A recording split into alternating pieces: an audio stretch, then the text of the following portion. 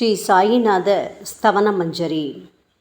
சுக்லாம் பரதரம் விஷ்ணும் சசிவன்னம் சதுர்புஜம் பிரசன்னவதனம் தியாயேத் சர்வ விக்னோபசாந்தயே. ஸ்ரீ கணேசாய நமக. மகா கணபதியே, எல்லாவற்றுக்கும் ஆதாரமானவரே, மயூரேஸ்வரா, எல்லாவற்றுக்கும் சாட்சியாக விளங்குபவரே, கௌரியின் புதல்வரே, எண்ணங்களுக்கெல்லாம் அப்பாற்பட்டவரே, பெருத்த வயிறுடையவரே, ஸ்ரீ கணேசா, எங்களை காத்தருள்வீர். நீ எல்லா பூதகணங்களுக்கும் முதல்வன், தலைவன். எனவே கணேசன் என அழைக்கப்படுகின்றீர்கள். நீ எல்லா சாஸ்திரங்களாலும் ஏற்றுக்கொள்ளப்பட்டவர். புனிதமான முகமுடைய பாலச்சந்திரனே, எங்களை காத்தருள்வீர். ஓ சாரதே, சரஸ்வதியே, கலைவாணியே, வாக்கின் தெய்வமே, நீ வார்த்தைகளுக்கெல்லாம் தலைவி. உலகின் உயிரோட்டத்தின் காரண கர்த்தாவே நீங்கள்தான். நீங்கள் படைப்பாளிகளின் இறைவி. நீங்கள் எப்பொழுதும் இத்தேசத்தின் அணிகலன். எங்கும் நிறைந்திருக்கும் எல்லையில்லாத சக்தியே, சரஸ்வதியே, உங்கள் பாதங்களை வணங்குகிறோம். முழுமையான பரபிரம்மே, மகான்களுக்கு பிரியமானவரே, பண்டரிநாதன் உருவில் வெளிப்பட்ட அவதாரமே, எல்லையற்ற கருணை உள்ளம் கொண்டவரே, பரமதயாளா, பாண்டுரங்கா. பொம்மலாட்டக்காரன் தன் கையில் உள்ள கயிற்றால் பொம்மைகளை ஆட்டுவிப்பது போல் பிரபஞ்சம் எங்கும் நிறைந்து நின்று உலகை ஆட்டுவிக்கும் ஒரு பொம்மலாட்டக்காரர் நீங்கள். உங்கள் மெய்ப்பொருளை உய்த்துணர அறிவியல் ஏடுகளும் புனித நூல்களும் இன்னமும் முயன்று கொண்டுதான் இருக்கின்றன. மெத்த படித்தவர்களுக்கோ நீங்கள் வெளிப்பட்டதே இல்லை. ஓ சக்கரபாணியே, பாண்டுரங்கா, அத்தகைய அறிவற்றவர்கள் வெறும் வார்த்தை ஜாலங்களிலேதான் சிக்கொண்டவர்கள். மகான்கள் மட்டுமே உங்களை உணர்வார்கள். மற்றவர்கள் குழப்பமடைந்துள்ளார்கள். உங்களுக்கு பக்தியோடு கூடிய சாஷ்டாங்க நமஸ்காரத்தை செய்கிறோம். ஓ 5 முகங்கள் கொண்ட சங்கரனே, மனித மண்டை ஓடுகளான மாலை அணிந்தவரே, நீலகண்டரே, திகம்பரா, ஓம்கார வடிவானவரே, பசுபதியே, எங்களை காத்தருள்வீர். எல்லா நேரங்களிலும் எவருடைய உதடுகள் உங்களுடைய நமச்சிவாய நாமத்தை உச்சரிக்கின்றதோ அவர்களது உலகியல் துன்பங்கள் முழுமையாக நீங்கிவிடும். ஓ ஜடாமுடியை தரித்த சிவனே, உங்கள் நாமத்தின் சக்தி அத்தகையது. உங்களது பாதங்களை வணங்கி நாங்கள் ஸ்ரீ சாயிநாதரின் புகழை கூறும் இந்த துதியை எழுதுகிறோம். இந்த அருட்பணி முழுமையடைய எங்களுக்கு அருள்வாயாக நீலகண்டா, ஆலகால விஷமுண்ட சிவனே. இப்பொழுது அத்ரி மகரிஷியின் புதல்வரான தத்தாத்ரேயர், அவரவர் குலதெய்வங்கள் இந்திரன், துகாராம், ஞானிகள் மற்றும் எல்லா சாய் பக்தர்களையும் பணிகிறோம். ஸ்ரீ ஷீரடி சாய்நாதா, உமக்கு வெற்றி கிட்டட்டும். பாவிகளை கடைத்தேற்றும் கருணையுள்ளவரே, உங்கள் பாதங்களில் எங்களது தலையை வைத்து வேண்டுகிறோம். உமது பாதுகாப்பை எங்களுக்கு அருள்வாய். நீங்கள் முழுமையான பரபிரம்மம், ஆனந்தத்தின் இருப்பிடம். நீங்களே விஷ்ணு. மன்மதனை எரித்த ஊமையொரு வாகனும் நீங்களே. சாயி, நீங்கள் மனித வடிவில் தோன்றிய இறைவன். அறிவு என்னும் ஆகாய சூரியன். நீங்கள் கருணை கடல். நீங்கள் பிறவி பிணிக்கு ஓர் அருமருந்து. நீங்கள் ஏழைகளுக்கும் கீழ்த்தட்டு மக்களுக்கும் விரும்பியதை கொடுக்கும் சிந்தாமணிக்கல். நீங்கள் உங்கள் பக்தர்களை பரிசுத்தப்படுத்தும் தெய்வம். உலக வாழ்க்கை என்னும் சம்சார கடலில் மூழ்குபவர்களை காப்பாற்றும் ஓடம். நீங்கள் அஞ்சுபவர்களின் புகலிடம். சாயி, நீங்கள் இந்த பிரபஞ்சம் தோன்ற முதற்காரணமான பரிசுத்த பேரின்ப பேருணர்வு, அதாவது சைதன்யம். நீங்கள் கருணையே உருவானவர். உங்களது பலவிதமான வெளிப்பாடுகளில் இந்த உலகமும் ஒன்று. நீங்கள் பிறப்பற்றவர். சாவும் உங்களை தொட முடியவில்லை. எங்களது நீண்ட ஆழமான சிந்தனைக்கு பின் வெளிப்பட்ட கருத்தே இது என் குருநாதா. பாபா, பிறப்பு இறப்பு என்பவை அஞ்ஞானத்தால் தோன்றும் வெளிப்பாடே. ஓ மகராஜ், நீங்களோ இறப்பும் பிறப்புமற்ற சுதந்திர பறவை அல்லவா? தண்ணீர் நீரூற்றுக்காக தோன்றினால் அதன் ஆதாரம் அங்கு இருப்பதாக அர்த்தமா? ஏற்கனவே நீர் பூமிக்குள் நிரம்பி இருந்தது. பூமியின் உள்ளே இருந்து ஊற்றாக வெளியே வந்தது, அவ்வளவுதான். மணற்படுகையில் நீர் ஊற்றாக வெளிப்பட்டதும் அது நீரோடை என்று பெயர் பெற்றது. தண்ணீர் இல்லாவிட்டால் அது வெறும் மணற்படுகையே. அந்த மணற்படுகையில் தண்ணீர் ஊற்றாக வந்தாலும் அல்லது வற்றி போனாலும் தண்ணீருக்கு அதனால் ஒன்றும் ஆவதில்லை. ஏனென்றால் தண்ணீர் அந்த மணற்படுகைக்கு எந்தவிதமான முக்கியத்துவமும் கொடுப்பதில்லை. ஆனால் அறியாமையால் மணற்படுகையோ நீர் நிரம்பி இருந்தால் அது பெருமைப்பட்டு கொள்கிறது. ஆகையால் நீர் வற்றிய உடனே அது மிகவும் மனவருத்தம் அடைகிறது. இந்த மனித உடலும் ஒரு விதத்தில் அந்த மணற்படுகை போன்றதே. புனித பேரின்ப நிலையை அந்த நீரூற்றின் தூய தண்ணீருக்கு ஒப்பிடலாம். இம்மாதிரி எண்ணற்ற மணற்படுகைகள், அதாவது மனித உடல்கள் இருந்த போதிலும் அவற்றில் உள்ள நீர், அதாவது பேருணர்வு எனப்படும் சைதன்யம் மட்டும் மாறுபடுவதே இல்லை. கருணையுள்ளம் கொண்டவரே சாய்நாதா, நாங்கள் உங்களை ஆதியும் அந்தமும் இல்லாதவர், பிறப்பற்றவர் என்று கூறுவோம். இந்திரனின் கையில் இருக்கும் வஜ்ராயுதம் நீங்கள். இந்த வஜ்ராயுதம் ததீசி என்ற முனிவரின் முதுகெலும்பை கொண்டு தயாரிக்கப்பட்டது. இதுவரை இந்த பூமியில் எத்தனையோ எண்ணற்ற உயிரினங்கள் தோன்றியுள்ளன, இப்பொழுதும் தோன்றிக் கொண்டுதான் இருக்கின்றன. வரும் காலத்தில் மேலும் எண்ணற்ற உருவங்கள் தோன்றத்தான் போகின்றன. அந்த ஒவ்வொரு தோற்றத்திற்கும் ஒரு தனி உருவமும் பெயரும் கிடைக்கும். இந்த உயிர்கள் ஒவ்வொன்றும் பெயராலும் தோற்றத்தாலும் மட்டுமே இவ்வுலகில் அடையாளம் காட்டப்படுகிறது. ஆகையால் அந்த சுத்த பேருணர்வு நிலையை நீ நான் என்று பிரித்து காட்டுவது சரியல்ல. ஏனென்றால் எது இரண்டாக தோன்ற முடியாதோ அதுவே உண்மையில் பரிசுத்த பேரின்ப பேருணர்வு எனப்படும். அது ஒன்றே அனைவரின் உள்ளும் ஆத்மா என்ற பெயரில் உள்ளது. மேலும் உண்மையை சொல்வதானால் அந்த ஒரே ஒரு சுத்த பேரின்ப பேருணர்வு நிலைதான் உலகம் முழுவதும் வியாபித்திருக்கிறது. அப்படி இருக்கையில் நீ நான் என்ற வேற்றுமைகள் எவ்வாறு இருக்க முடியும்? நீருண்ட மேகத்தில் உள்ள நீரின் தன்மை உலகெங்கிலும் ஒன்றே. ஆனால் அது பூமியை அடைந்ததும் வெவ்வேறு தோற்றங்களை நதி, ஏரி, ஊற்று என ஏற்கின்றன. கோதாவரி மணற்படுகையில் விழும் நீர் கோதாவரி நதி என்றழைக்கப்படும். அதே சமயம் கிணறு ஒன்றில் விழும் நீருக்கு அந்த சிறப்பு தகுதி கிடைப்பதில்லை. கோதாவரி நதி மிகவும் புனிதமானது. சாயி, நீங்கள் அதில் உள்ள தூய நீரை போன்றவர், நாங்களோ குளம், குட்டை, சகதியில் உள்ள நீர் போன்றவர்கள். நம் இருவருக்கும் இடையே உள்ள வித்தியாசம் இதுதான். பாபா, எங்கள் வாழ்வின் குறிக்கோளை அடைவதற்கு நாங்கள் உங்களிடம் வரவேண்டும். கூப்பிய கரங்களுடன் உங்கள் பாதங்களை சரணடைய வேண்டும். ஏனென்றால் நீங்கள் ஒருவரே புனிதத்தின் உறைவிடம் என் குருநாதா. புனிதமடைந்த கோதாவரி நதி மணற்பரப்பில் மழை நீர் பாயத் தொடங்கும் போது அந்த நீர் புனிதத்தன்மையை அடையும். அதை வெறும் தண்ணீராக மட்டும் கருதினால் அந்த தண்ணீர் தான் எல்லா இடங்களிலும் இருக்கிறதே. கோதாவரி நதி தீரம் முழுவதும் புனிதமாக கருதப்பட்டது. பூமியின் அந்த மணற்பகுதி அதன் புனித தன்மையை நிர்ணயம் செய்கிறது. நீருண்ட மேகத்தினின்று கீழே விழுந்த நீரின் புனிதத்தன்மையை எந்த பூமியின் பகுதி மாற்றவில்லையோ அந்த பகுதியை கோதாவரி என்று கூறுகிறார்கள். மற்ற பகுதிகளில் விழுந்த நீர் அந்த பகுதியில் உள்ள மண்ணின் குணத்தை ஏற்றுக்கொண்டது, புனித தன்மையை இழக்கிறது. மேகத்தில் பரிசுத்தமாக இருந்த நீர் அசுத்தமாகவும் கசப்பாகவும் உப்பாகவும் மாறிவிட்டது. 6 வித உட்பகைகளான காமம், கோபம், பேராசை, வெறுப்பு, அகங்காரம், பொறாமை இவற்றை அகற்றி புனித உடலெடுத்து வந்த குருநாதா, குருதேவா, தங்களை புனித மகான் என்று அழைப்பதே சால பொருந்தும். ஆகவே நீங்களே புனித கோதாவரி. நாங்கள் உங்களை புனித கோதாவரியாக உருவகம் செய்கிறோம். இயங்கும் அத்தனை படைப்புகளிலும் நீங்கள் சிறப்புற முதன்மை பெறுகின்றீர்கள். உலகம் தோன்றியது முதலே பிரம்மா உயிர்களை படைக்க ஆரம்பித்ததிலிருந்தே கோதாவரி நதி இருக்கிறது. நீர் நிறைந்து பாயும் அந்த நதியில் இன்று வரை தண்ணீர் வற்றியதே இல்லை. ராமர் கோதாவரி நதியின் கரைக்கு வந்தபோது ஓடிக்கொண்டிருந்த தண்ணீர் இன்று வரை அதே இடத்தில் எப்படி இருக்க முடியும்? கோதாவரி நதியின் மணற்படுகை மட்டும் அதேதான். தண்ணீர் கடலை சென்றடைந்து விட்டது.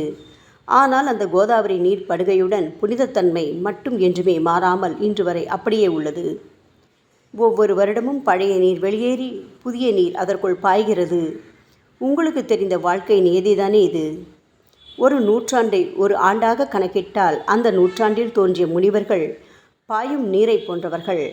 அவர்களில் மிகப்பெரிய மகான்கள் அந்த நீரில் தோன்றும் அலைகள் போன்றவர்கள். இந்த புனித கோதாவரி நதியில் முந்தைய நூற்றாண்டுகளில் சனாதனர், சனதர், சனந்தனர் போன்ற மகான்கள் வெள்ளமாக தோன்றினார்கள். பிறகு நாரதர், தும்புரு, துருவன், பிரகலாதன், மகாபலி சக்கரவர்த்தி, சபரி, அங்கதன், வாயுகுமாரனான அனுமான், விதுரர், கோபர்களும் கோபியர்களும் வெள்ளமாக தோன்றினர். இவ்வாறு இன்று வரை கடந்த நூற்றாண்டுகள் ஒவ்வொன்றிலும் ஒன்றன் பின் ஒன்றாக மகான்களாகிய வெள்ளம் தோன்றியது. அவற்றை எல்லாம் எங்களால் ஞாபகப்படுத்தி கூற முடியவில்லை. ஓ சாயிநாதா, இந்த 19ஆம் நூற்றாண்டில் புனித கோதாவரி நதியில் சந்தேகத்திற்கு இடமில்லாமல் நீங்கள் வெள்ளமாக பாய்ந்தீர்கள். எனவே உமது தெய்வீகமான பாதங்களை தொட்டு வணங்குகிறோம். சாய் மகராஜா, நாங்கள் செய்யும் தவறுகளை தயவு செய்து உங்கள் கவனத்தில் வைத்து கொள்ள வேண்டாம் என மன்றாடி கேட்டுக்கொள்கிறோம். சாயி, நாங்கள் எளியவர்கள், ஏதும் அறியாதவர்கள், தீய குணங்கள் கொண்ட மிகப்பெரிய பாவிகள். எங்களை புறந்தள்ளி விடாதீர்கள், கைவிட்டு விடாதீர்கள். மட்டமான உலோகத்தையும் தங்கமாக மாற்றும் சக்தி கொண்ட ரசவாத கல் இரும்பினுடைய இயற்கையான தன்மைகளை பொருட்படுத்துவதில்லை. அதேபோல் கோதாவரி நதியும் தன்னுள் கலக்கும் சிறு சிறு ஓடைகளை திருப்பி அனுப்புவதில்லை. பாபா, அநேக தீய குணங்களை எங்களுக்குள் கொண்டவர்கள் நாங்கள். உங்களது கருணை மிகுந்த பார்வையால் தயவு செய்து அவற்றை சடுதியில் அழித்து விடுங்கள். இது மட்டுமே தான் உங்கள் அடிமைகளான எங்களது வேண்டுகோள். ரசவாத கல்லின் தொடர்பு ஏற்பட்டும் இரும்பின் இயற்கை தன்மைகள் அழிக்கப்படாவிட்டால் சாயிநாதா, அது ரசவாத கல்லின் பெருமைக்கு இழுக்கல்லவா? பாபா, எங்களை பாவியாகவே இருக்கும்படி விட்டுவிடாதீர்கள். தங்களை குறைவாக மதிப்பிட்டு கொள்ளாதீர்கள். நீங்கள் ரசவாத கல், நாங்கள் இரும்பு. எங்களுக்கு ஏற்படும் இழிவுகள் தங்களுக்கு ஏற்படும் இழிவுகள் அல்லவா? சாயிநாதா, குழந்தைகள் தவறுகள் செய்து கொண்டேதான் இருக்கிறது. ஆனால் அதற்காக தாயார் என்றுமே கோபமடைவதில்லை. இதை தயவு செய்து தாங்கள் நினைவில் வைத்து கொண்டு எங்களுக்கு உங்கள் அருளாசிகளை தாருங்கள். ஓ சத்குரு சாய்நாதா, நீங்கள் எனது கற்பக விருட்சம், சம்சார கடலை கடக்க உதவும் கப்பல். சந்தேகத்திற்கு இடமின்றி நீங்கள் ஒருவர் மட்டுமே எங்களை கடைதேற்ற முடியும். சாயி, நீங்களே எங்களுக்கு காமதேனுவாகிய பசு. நீங்கள் சிந்தாமணி கல், ஞானவானில் சூரியனும் நீங்களே. நீங்கள் நற்பண்புகளின் சுரங்கம், ஸ்வர்க்கத்திற்கு ஏறிச் செல்லவதும் ஏனியும் நீங்களே அல்லவா எங்களது குருநாதா? புனித செயல்களின் நிறைகள் நிறைய கொண்டவரே, பரிசுத்தமானவரே, சாந்தி மற்றும் பேரின்பத்தின் மொத்த உருவமே தீனதயாளா, குறைகளற்ற முழுமையான அறிவாக உருவெடுத்தவரே, மனிதர்களில் உன்னதமானவரே, சாந்தி மற்றும் மன்னிப்பதின் உறைவிடமே, எங்களின் அடைக்கலமே, எங்களை ஆசீர்வதியுங்கள், எங்களை ஆசீர்வதியுங்கள். கலியுகம் ஆரம்பித்தவுடன் மகாவிஷ்ணுவால் உலகம் உய்ய அனுப்பப்பட்ட 9 நாதர்களில் ஒருவனான சத்குரு மச்சீந்திரநாதரும் நீங்களே. பரமேஸ்வரன் நெற்றிக்கண்ணை திறந்தவுடன் அந்த அக்னியில் தோன்றிய மகாத்மா ஜாலந்தரும் நீங்களே. நீங்கள் மகாராஷ்டிராவில் தோன்றி பக்தி மார்க்கத்தை பரப்பிய ஞானிகளான நிவிருத்திநாதர், ஞானேஸ்வரர், கபீர்தாசர், ஷேக் முகமது ஏகநாதர். சாயி, நீங்கள் சிவனின் ஓர் அவதாரம், தத்தகுரு. நீங்களே பண்டரிநாதர். நீங்கள் ஆஞ்சநேயரின் மறு அவதாரம் ராமதாசர். நீங்கள் மகாராஷ்டிர ஞானி பாண்டுரங்கன் மீது கீர்த்தனை இயற்றிய துக்காராம். சாயிநாதா, நீங்கள் முஸ்லிம் ஞானி ராமபக்தர் சகாராம். நீங்கள் தத்தாத்ரேயரின் மறு அவதாரம் மாணிக் பிரபு. பாபா, உங்களது அவதார தோற்றம் மற்றும் உங்களுடைய எண்ணற்ற தன்மை புரிந்து கொள்ள எங்களுக்கு உண்மையில் கடினமாக இருக்கிறது. உங்களது ஜாதி குலம் பற்றிய எதையும் நீங்கள் எவருக்கும் வெளிப்படுத்தியதில்லை. சாயி, சிலர் உங்களை முஸ்லீம் என்கிறார்கள், சிலரோ உங்களை பிராமணர் என்கிறார்கள். கிருஷ்ண பரமாத்மாவை போன்று எண்ணற்ற தெய்வீக லீலைகளை செய்வதெல்லாம் உங்களுக்கு ஒரு விளையாட்டல்லவா? ஸ்ரீ கிருஷ்ண பரமாத்மாவை பார்த்து பல்வேறு மக்கள் பலவிதமான பெயர்களிட்டு அவரை அழைத்தனர். சிலர் அவரை யதுகுலத்தின் அணிகலன் என்றார்கள். சிலர் அவரை மாடுகள் மேய்க்கும் இடையன் என்றும் அழைத்தனர். தாயான யசோதை அவரை பச்சிளம் குழந்தை என்றாள். கிருஷ்ணரின் மாமனாகிய கம்சன் அவரை உயிரை குடிக்கும் மகா காலன் என்றான். அர்ஜுனன் அவரை எங்கும் நீக்கமர நிறைந்துள்ளவர் என்றான். அவ்வாறே சாய்நாதா, ஒவ்வொரு மனிதனின் மனநிலைக்கு ஏற்ப அவரவர் எண்ணங்களுக்கு ஏற்ப உங்களுக்கு பெயர்களை சூட்டி மகிழ்ந்தார்கள். மசூதி, நீங்கள் வாழும் இருப்பிடம். உங்கள் காதுகள் இந்து மத வழக்கப்படி குத்தப்படவில்லை. அதேபோல் பாத்தியா ஓதுவதை பார்த்து நீங்கள் முஸ்லிம் என்று கூறுவது பொருத்தமானதே. சாய்நாதா, நீங்கள் துனி மூலம் அக்னியை வழிபடுவதை பார்த்து நீங்கள் ஒரு இந்து என்று முடிவு செய்யப்பட்டது. பாபா, இந்த வெளிப்புற வித்தியாசங்களை வீண் விவாதம் செய்யும் எண்ணம் கொண்டவர்களே விரும்புவார்கள். உண்மையான ஞானத்தில் ஆர்வம் கொண்டவர்கள் இந்த வெளிப்புற வேறுபாடுகளுக்கு முக்கியத்துவம் தரமாட்டார்கள். சாயி, நீங்களோ பிரம்மத்தின் நிலையில் இருக்கின்றீர்கள். ஜாதி குலம் போன்றவை உங்களுக்கு முக்கியமில்லை. நீங்கள் எல்லோருக்கும் மேலான உயர்ந்த குருவாகவும் இந்த பிரபஞ்சத்தை படைத்தவராகவும் இருக்கின்றீர்கள். முஸ்லிம் இந்துக்களிடையே பகைமையுணர்வு ஏற்பட்டதால் அவர்களுக்கிடையே இணக்கமான உறவையும் ஒற்றுமையையும் ஏற்படுத்துவதற்காகவே அல்லவா நீங்கள் மசூதியில் அமர்ந்து அக்னி வழிபாட்டை நடத்தி உங்கள் லீலைகளை பக்தர்களுக்கு காட்டினீர்கள். நீங்கள் ஜாதி மதங்களுக்கு அப்பாற்பட்டவர். நீங்கள் பிரம்மமே, நீங்கள்தானே சாயி. உண்மையில் நீங்கள் எங்களது எண்ணங்களுக்கெல்லாம் அப்பாற்பட்டவர். உங்களை பற்றிய வாதி பிரதிவாதங்கள், ஊகங்கள், ஆதாரம் இல்லாத கருத்துக்கள் இருக்கும் இடத்தில் எங்கள் வார்த்தைகளுக்கு முக்கியத்துவம் எப்படி கிடைக்கும்? ஆனால் சாயிநாதா, உங்களை பார்க்கும் பொழுது எங்களால் மௌனமாக இருக்க முடியவில்லை. வார்த்தைகளால் போற்றுதலே உலக வழக்கம். எனவே உங்கள் அருளாசியுடன் சாயிநாதா, வார்த்தைகளால் எப்படியெல்லாம் உங்களை போற்ற முடியுமோ அவ்வண்ணமே போற்றி புகழ்கிறோம்.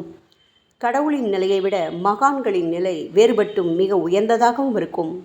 மகான்களின் அருகில் நான் எனது போன்ற எண்ணங்களுக்கு இடமே இல்லை. கடவுளை வெறுத்ததால் இரண்யகசிபுவும் விஷ்ணுவால் கொல்லப்பட்டார். ராமனால் ராவணன் கொல்லப்பட்டன. மகான்கள் கைகளால் இத்தகைய துர்சம்பவங்கள் ஏற்பட்டதே இல்லை. அரசன் கோபிச்சந்தன் முனிவர் ஜாலந்தரரை சாணக்குவியலுக்குள் புதைத்தான். ஆனால் அந்த நிலையிலும் அரசரின் இந்த செயலுக்காக அந்த முனிவர் வருத்தப்பட்டதே இல்லை. அரசனின் அந்த செயலுக்கு நேர்மாறாக அந்த அரசனை சம்சார சூழலிலிருந்து விடுவித்து அவனை முக்தியடை செய்தார். மகான்களின் சக்தி இப்படிப்பட்டதே. அவற்றை விவரித்து கூற முடியாது. மகான்கள் சூரியனின் ஒளியை போன்று பிரகாசிக்கக்கூடியது. சந்திரனின் மென்மையான ஒளிக்கதிர்கள் போல் இதயத்திற்கு ஆறுதல் கொடுக்கும் தன்மை கொண்டது. மகான்களின் அருள் கஸ்தூரியின் நறுமணம் போன்றது.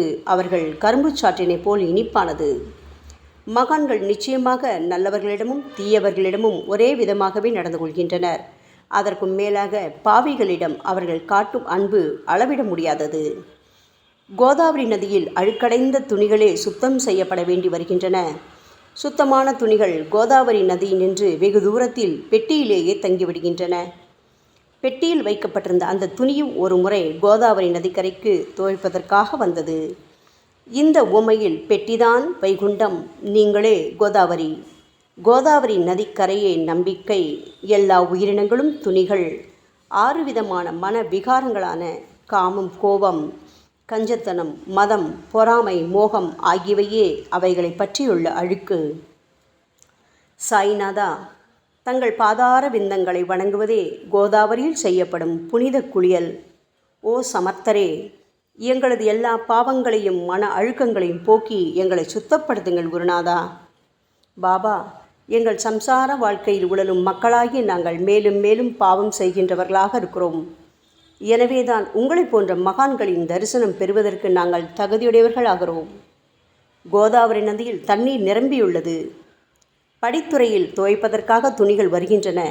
அவை துவைக்கப்பட்டு சுத்தப்படுத்தப்படாவிட்டால் அது கோதாவரி நதிக்கல்லவா இழுக்கை தேடித்தரும். என் குருநாதா, நீங்கள் அடர்ந்த இலைகளுடன் கூடிய நிழலையும் குளிர்ச்சியையும் தரும் மரம். உண்மையில் நாங்கள் எல்லாம் வழிப்போக்கர்கள். எங்களை 3 வித துக்கங்கள், அதாவது இயற்கை இடர்பாடுகளால் வரும் துன்பங்கள், எங்களது உடலுக்கு வரும் நோய் நொடிகள், அஞ்ஞானத்தால் நிரம்பிவிடும் பாவமூட்டை எனப்படும் வெயில் கடுமையாக சுட்டெரிக்கின்றன. கருணாமூர்த்தியே, சாயி, அந்த சுட்டெரிக்கும் 3 வித தாபங்களின் வெப்பத்திலிருந்து தயவு செய்து எங்களை காப்பாற்றும். தங்களது கருணை என்னும் குளிர்ந்த நிழல் இந்த சம்சாரம் என்னும் வாழ்க்கை கடலை கடக்க உதவும் தன்மை கொண்டது.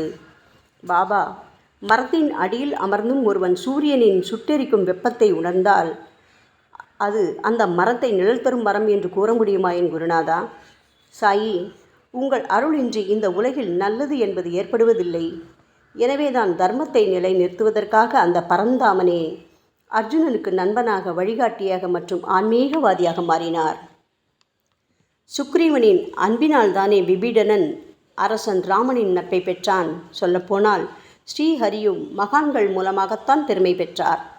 பிரம்மம் என்பது உருவமற்றது. எனவேதான் வேதங்களால் அதை வர்ணித்து கூற முடியவில்லை.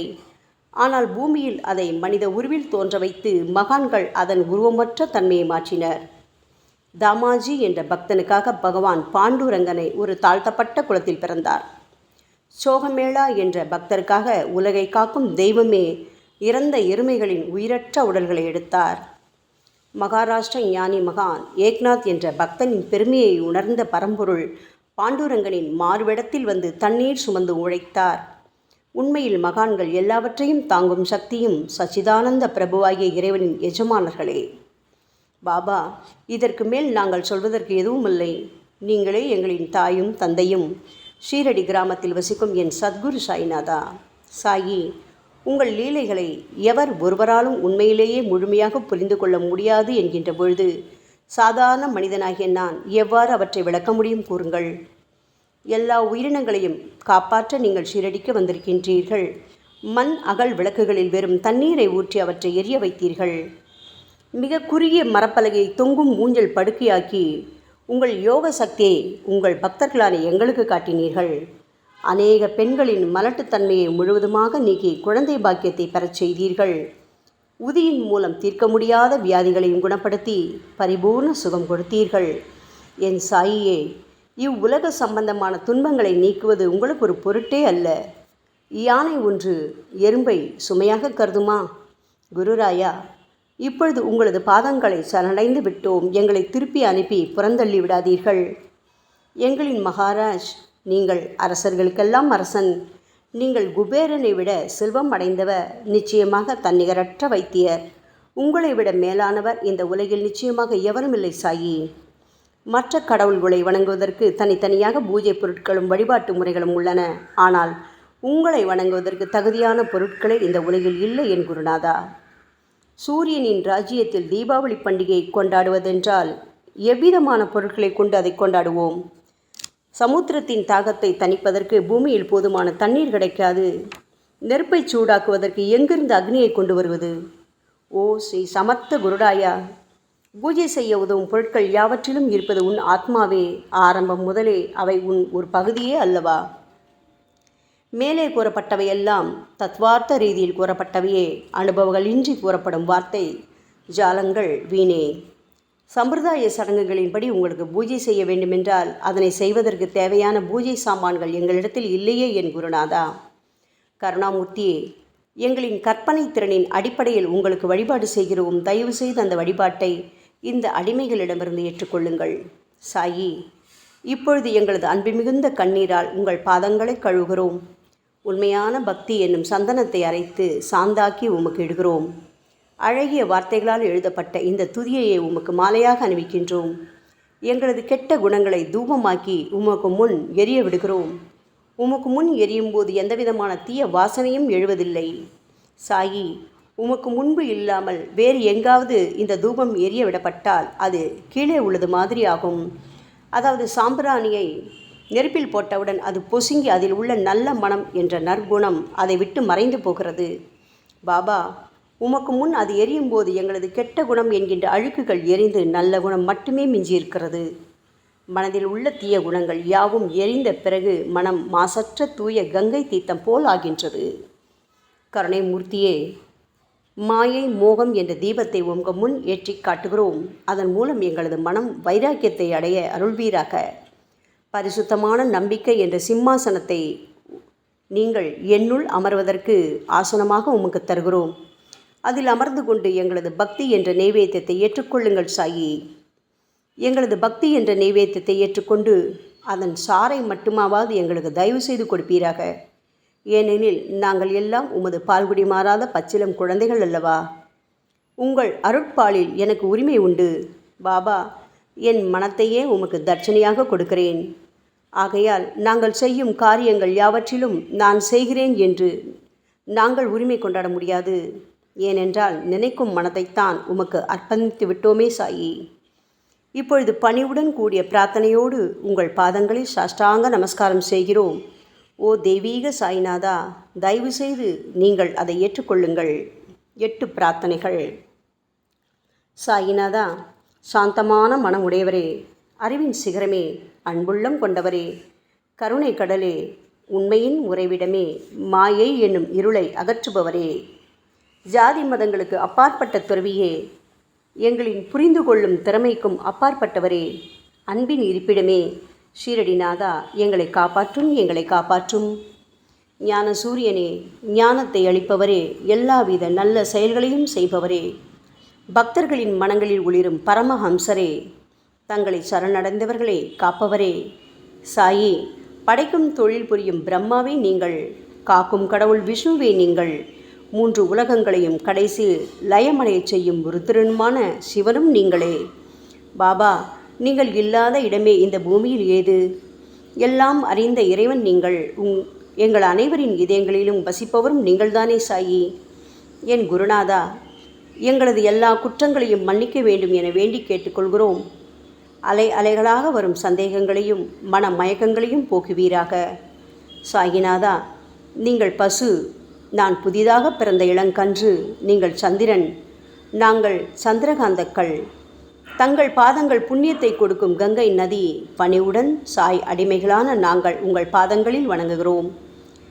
உங்கள் கைகளை எங்கள் தலைமீது வைத்து ஆசி கூறுங்கள். எங்களது கவலைகளும் துன்பங்களும் அனைத்தும் பறந்தோடட்டும். நாங்கள் எல்லாம் உங்கள் குழந்தைகள் அல்லவா சாயி. பாபா, இந்த 8 துதிகளையும் கூறி நாங்கள் உங்களை சாஷ்டாங்க நமஸ்காரம் செய்கிறோம். எங்களது பாவங்கள், துயரங்கள், ஏழ்மை யாவும் உடனடியாக விலகட்டும். சாயிநாதா, நாங்கள் உங்களது பாத கமலங்களையே எங்களது உயிர் மூச்சாக கொண்ட உங்களது அன்பு குழந்தைகள். தயவு செய்து எங்கள் மீது கடுமை காட்டாதீர்கள். நீங்கள் தூய சந்தனம், நாங்களோ முள்ளடர்ந்த புதர். நீங்கள் புனிதமான கோதாவரி, நாங்களோ பெரும் பாவிகள். ஓ குருநாதா, உங்கள் தரிசனம் கிடைத்த பிறகும் எங்களிடம் உள்ள கெட்ட குணங்கள் என்ற அழுக்கு எங்கள் மனதிலேயே தங்கி இருக்குமானால் உங்களை சந்தனம் எப்படி என்று கூறுவார்கள்? கஸ்தூரியின் அருகாமையினால்தான் மண்ணும் மலரின் தொடர்பினால்தான் நாரும் மனம் பெறுகிறது. மகான்களும் அப்படிப்பட்டவர்களே. அவர்களுடன் தொடர்புடைய எந்த பொருளும் மிகவும் உயர்வாக மதிக்கப்படுகிறது. சிவபெருமானின் விபூதி, நந்தி ஆகியவற்றை ஏற்றுக்கொண்டதால் 8 திக்குகளிலும் அந்த பொருட்கள் புகழ் பெறுகின்றன. இடையர்களை மகிழ்விப்பதற்காக யமுனை நதிக்கரையில் உள்ள பிருந்தாவனத்தில் உலகிற்கெல்லாம் இறைவனான கிருஷ்ண பரமாத்மா ஊரியடி என்ற விளையாட்டை விளையாடினான். அனைவராலும் அது ஏற்றுக்கொள்ளப்பட்டது. ஆகவே நாங்கள் பாவிகளான போதிலும் உங்கள் சேவையில் ஈடுபட்டுள்ளோம். ஓ குருநாதரே, எங்களது நிலைமையை பற்றி மனதில் தயவு செய்து எண்ணிப்பாரும்.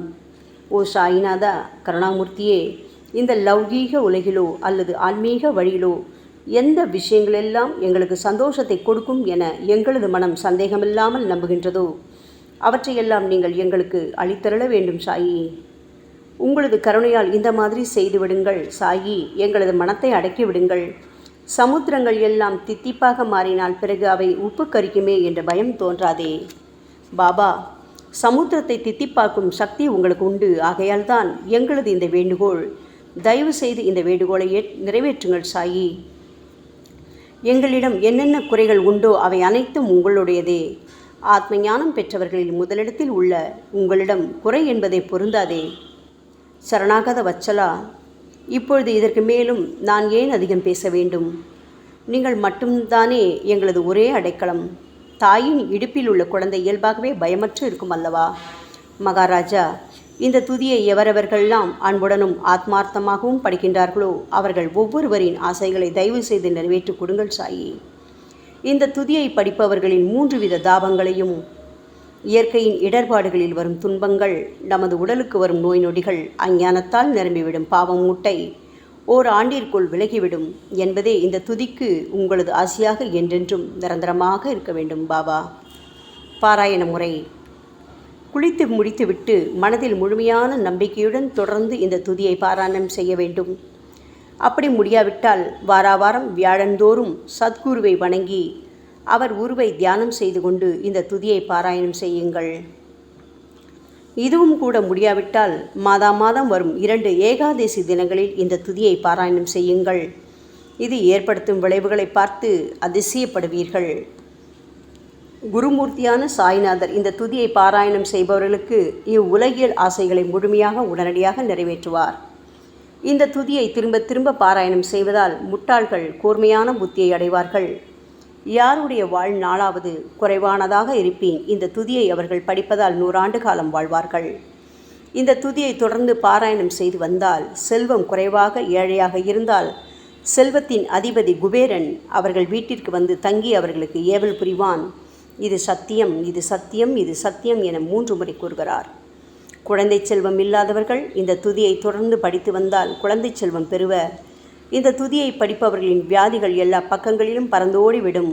வியாதி நின்று குணம் கிடைக்கும். இந்த துதியை திரும்ப படித்தால் பயம் மற்றும் கவலை மறைந்து போகும். மதிப்பும் மரியாதையும் கிடைக்கும்.